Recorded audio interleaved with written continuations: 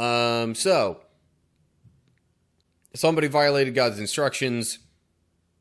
The spies are overconfident, and as a result of both of those things, but probably more so the instructions being violated, the army, or the 3,000 men who were in the army, are just absolutely manhandled. They get pushed back easily and chased away from the town of Ai. What's up, cool people? My name's Matt. Welcome back to our Bible study.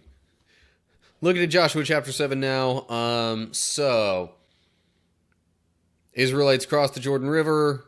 They wound up marching around Jericho, and because God told them to, they marched around, and on the last day shouted really loud, blew some trumpets, the walls came down, and then they went in and were able to successfully take over that city.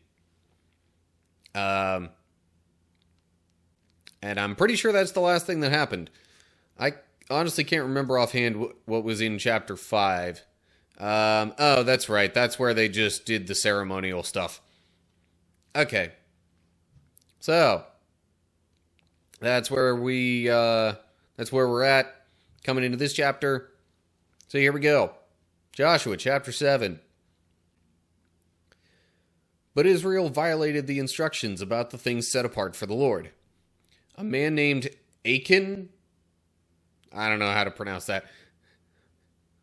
Shoot, it's like Jewish Middle Eastern, so it might even be like Achan.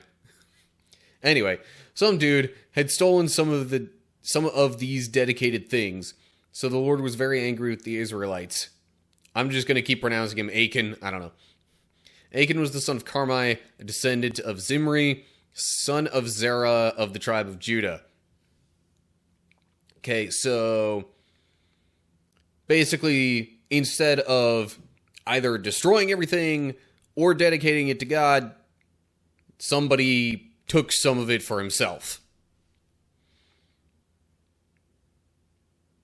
And that's how the instructions were violated. Footnotes. Right, that's the same. When it mentions setting things apart for the Lord, that's still the same Hebrew term that was used previous times when it just said, destroying things.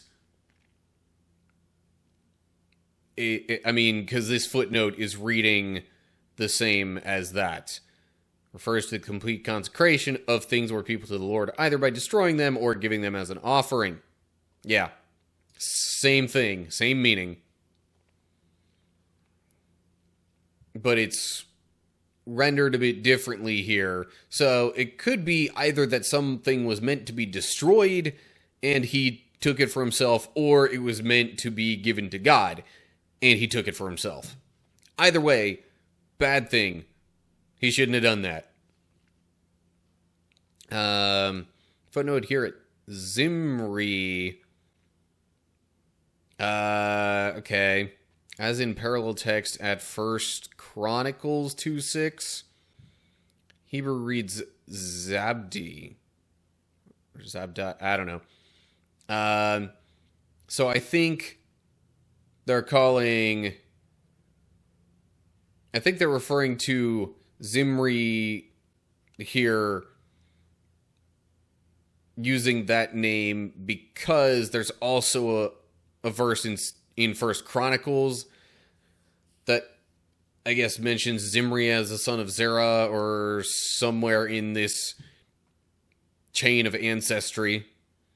So I think rather than it looking like it's different people, potentially translators for this version decided, hey, we're going to call him Zimri, but note that the original Hebrew gives a different name, which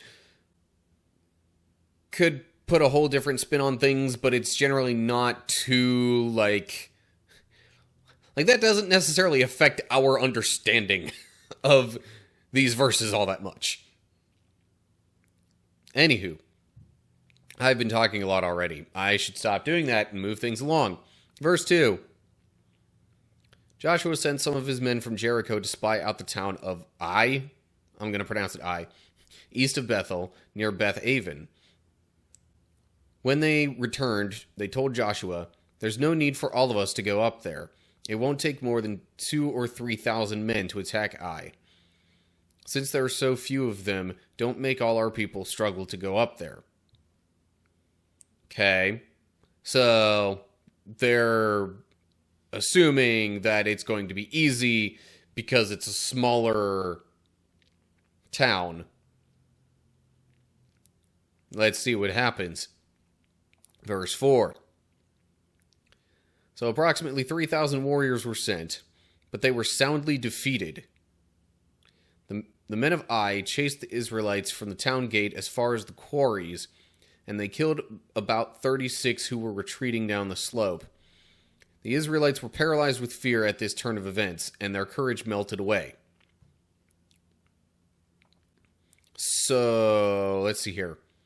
Soundly defeated makes it seem like there were very few, if any, casualties on the side of the Ai residents, Ai armies. Saying Aiites sounds weird. Anyway, footnote there at the quarries, or as far as Shebarim, which, I mean, that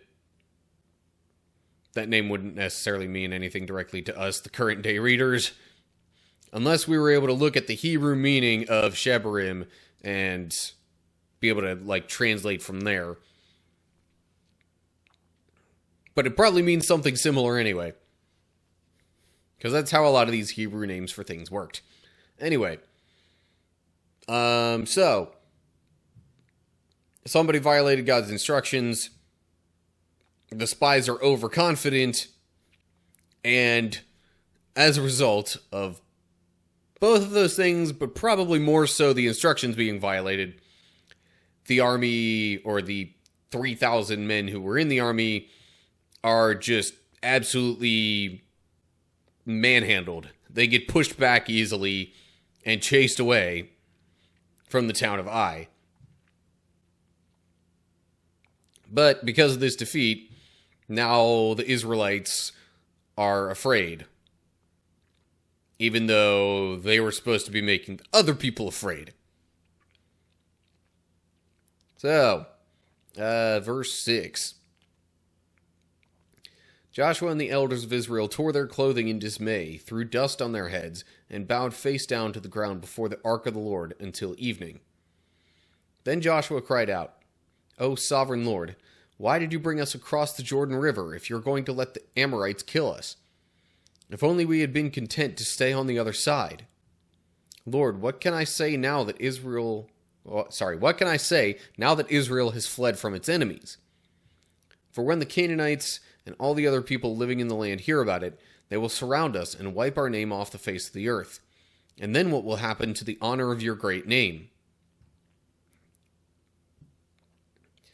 Interesting how Joshua emphasizes, God's honor in this case, and not like himself or even just the people.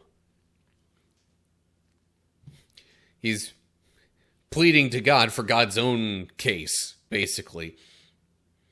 So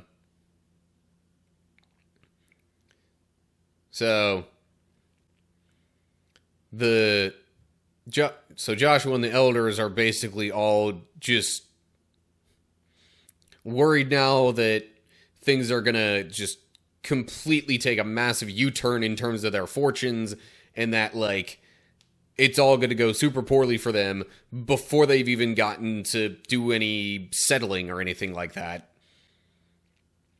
Because now the tables have turned kind of in terms of momentum and morale. But anyway, on to verse 10. But the Lord said to Joshua, "Get up, Why are you lying on your face like this? Israel has sinned and broken my covenant. They have stolen some of the things that I commanded must be set apart for me. And they have not only stolen them, but have lied about it and hidden the things among their own belongings. That is why the Israelites are running from their enemies in defeat. For now Israel itself has been set apart for destruction. I will not remain with you any longer unless you destroy the things among you that were set apart for destruction. Okay, so God basically confirms to Joshua what we read in verse 1, that things that were supposed to be destroyed and or set apart were taken by somebody or maybe even multiple people instead. And that's why things are going poorly for them at the moment. So, verse 13. Get up. This is still God talking to Joshua. Get up. Command the people to purify themselves in preparation for tomorrow. For this is what the Lord, the God of Israel, says. Hidden among you, O Israel, are things set apart for the Lord. You will never defeat your enemies until you remove these things from among you. In the morning you must present yourselves by tribes, and the Lord will point out the tribe to which the guilty man belongs. That tribe must come forward with its clans, and the Lord will point out the guilty clan. That clan will then come forward, and the Lord will point out the guilty family. Finally, each member of the guilty family must come forward one by one. The one who has stolen what was set apart for destruction will himself be burned with fire, along with everything he has, for he has broken the covenant of the Lord and has done a horrible thing in Israel. Okay, so God's plan essentially is that everybody in the entirety of Israel is going to just get narrowed down from larger group to smaller group until it finally gets to the individual person who's responsible for the thievery and for breaking the covenant. And they have to do this because otherwise they're just going to keep losing to their enemies and could very well wind up destroyed entirely themselves. Well, maybe not entirely, but still, it'll just keep getting worse and worse for them if they don't. So God lays out the plan of narrowing things down. Let's see what happens from there. I would assume then they're going to follow these instructions and figure out who it is. But then we get to verse 16. Early the next morning, Joshua brought the tribes of Israel before the Lord, and the tribe of Judah was singled out. Then the clans of Judah came forward, and the clan of Zerah was singled out. Then the families of Zerah came forward, and the family of Zimri was singled out.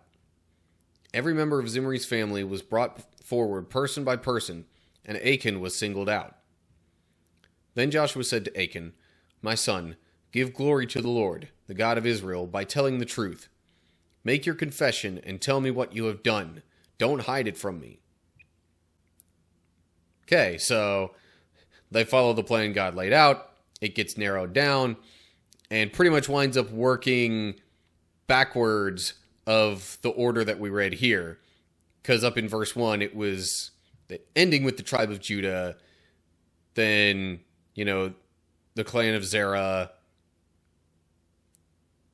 or maybe clan of Zerah, family of Zimri, and then, Achan himself was singled out after that.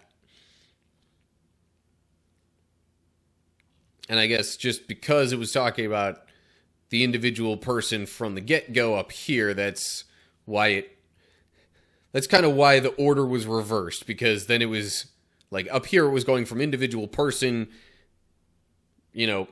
broadening it out to the tribe, but here the narrowing down went from tribe level down to individual person. And then Joshua just asks him, because he's been singled out, to tell him what was done. So then in verse 20, Achan replied, "It is true, I have sinned against the Lord, the God of Israel. Among the plunder I saw a beautiful robe from Babylon, 200 silver coins, and a bar of gold weighing more than a pound. I wanted them so much that I took them. They are hidden in the ground beneath my tent, with the silver buried deeper than the rest." So, I mean, at least he confesses.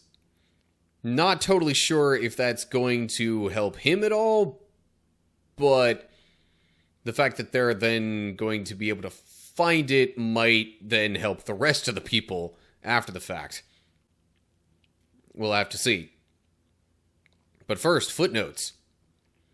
Hebrew does not say Babylon there. It says Shinar, or Shinar, I don't know. Okay. Not sure why the different name is given there. Maybe it wasn't called Babylon yet. Maybe that's the issue.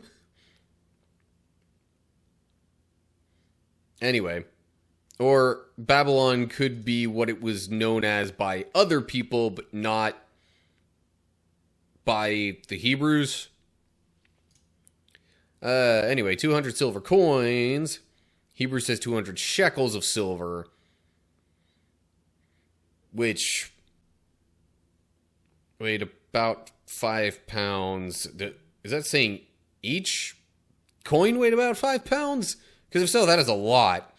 I doubt that would be the case, because he would have had to get these things himself. There's no way he's carrying 1,000 pounds of silver. So the entirety of it weighing about 5 pounds, I guess, makes more sense.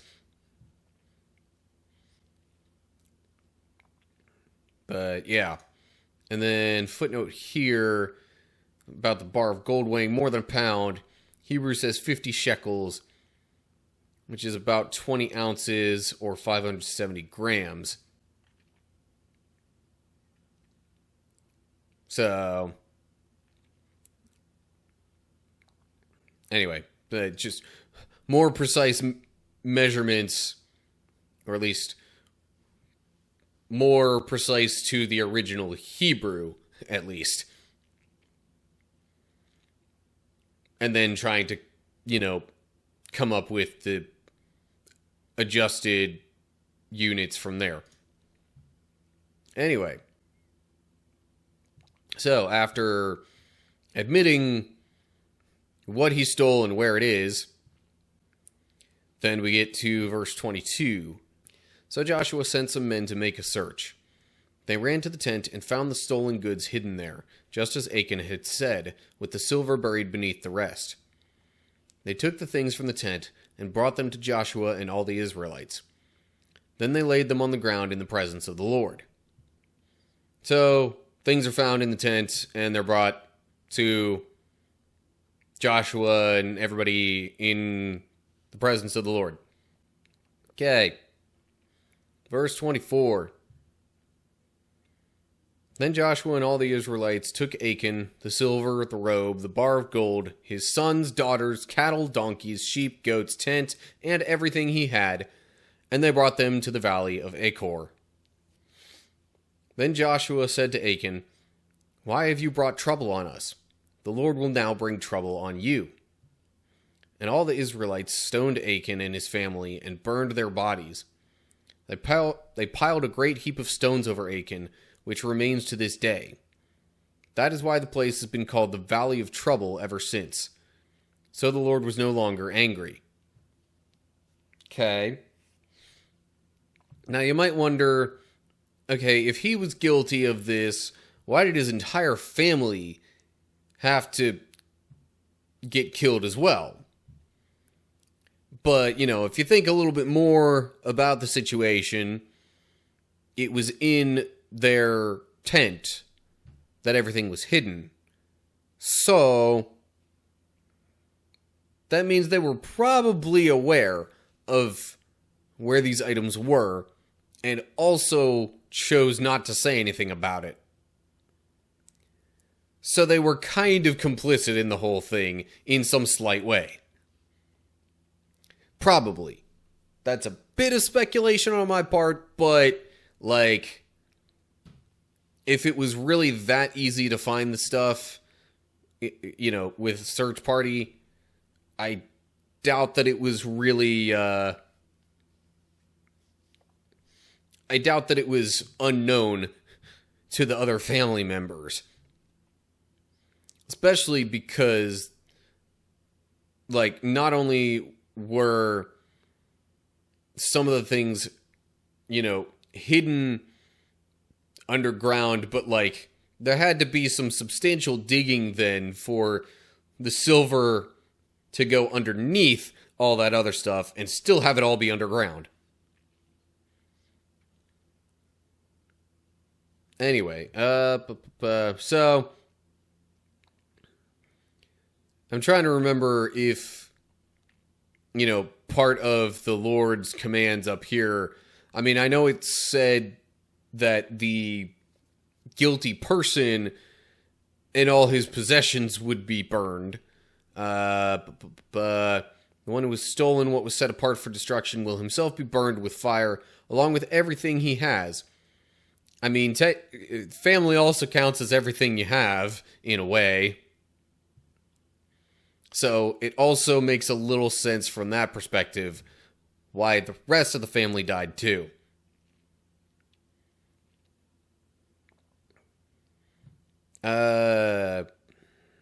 Additionally, footnote here at Valley of Trouble, Hebrew says Valley of Achor. So I wonder if Achor actually translates into trouble. I mean, it even just says Valley of Achor up here. So, not sure why then they felt the need to use two different names for the same place within the same paragraph. But I guess, though, because in the context of this sentence, it makes more sense to use the translation of it, because then you know the meaning of it and the reason why it was named that way. So, again, help with understanding things. There seems to be a lot that the translators of this version did in that regard, just to try and help the readers understand things better.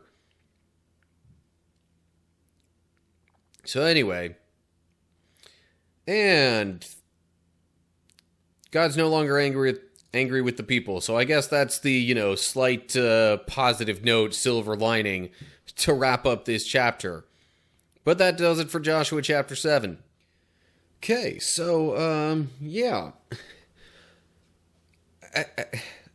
It's almost funny how quickly the Israelites, even maybe just one or two of them in some cases, wind up turning away from God or disobeying his commands. It was really just one person, or maybe like a few people in this case. But at least under the circumstances of, you know, the Israelites going into the promised land and all their battles and stuff like that, obviously there were some severe consequences for going against God's commands. Now, it might not be as obvious or even clearly as severe today if we disobey God, but there are still consequences even for us today if we disobey God. I can't tell you for sure what the consequences are. I can't tell you for sure how severe the consequences will be.